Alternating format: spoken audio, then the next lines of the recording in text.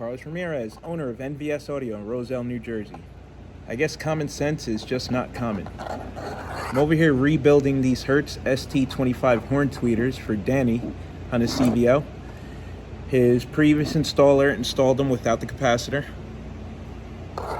and blew the voice coil up, but that's not why I'm making the video. Check this out. These terminals are designed to be in hand tighten.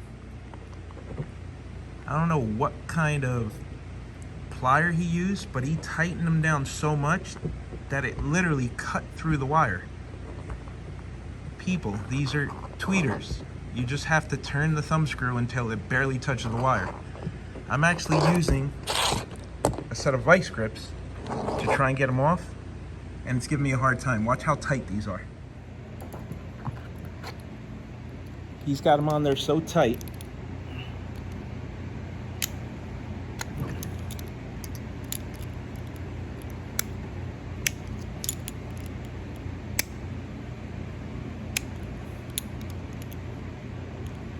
So what that's doing is actually cutting through the wire.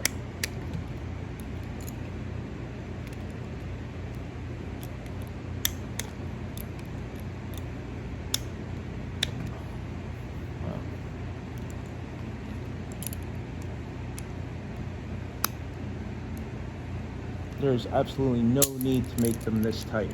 Now I'm hoping a terminal doesn't snap off as I'm trying to take these off.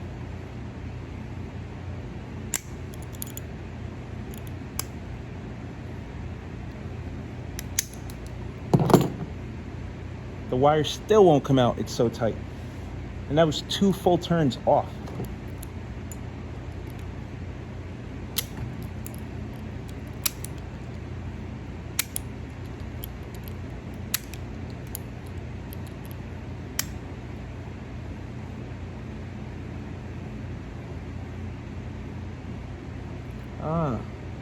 He put so much pressure, he actually stripped the nut with the wire. That wasn't smart.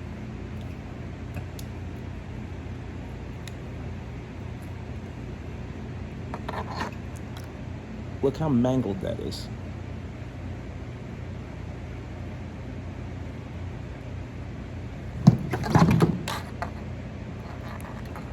See? It's not a good connection if it snaps off.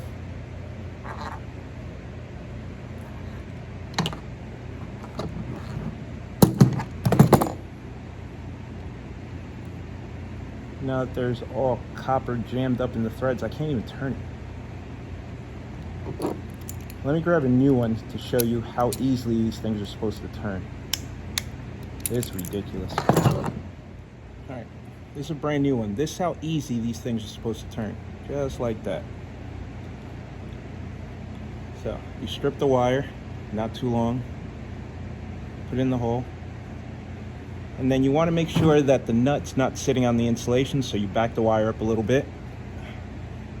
So you want to make sure the nut is not sitting on the insulation, so you back the wire up a little bit.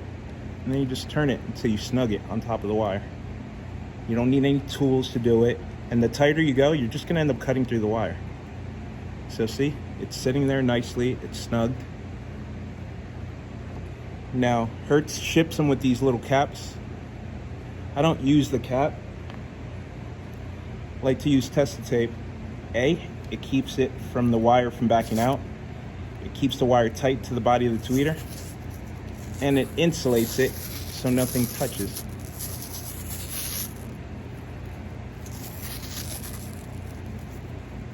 Now if you want to get really, really, really careful about it, you could lay a piece of tape diagonally, covering both terminals. And then you can go around one more time. So now, nothing can short against the terminals. The wire can't pull out. And the tweeter's ready to install. It's just the way we do it. Now I gotta figure out how I'm gonna fix Danny's cross-threaded tweeter. Look at that, no wire in it, and I can't turn it.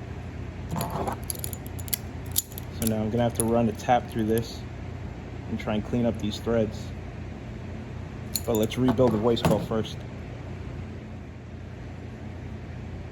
That's insane how they smashed that wire in there.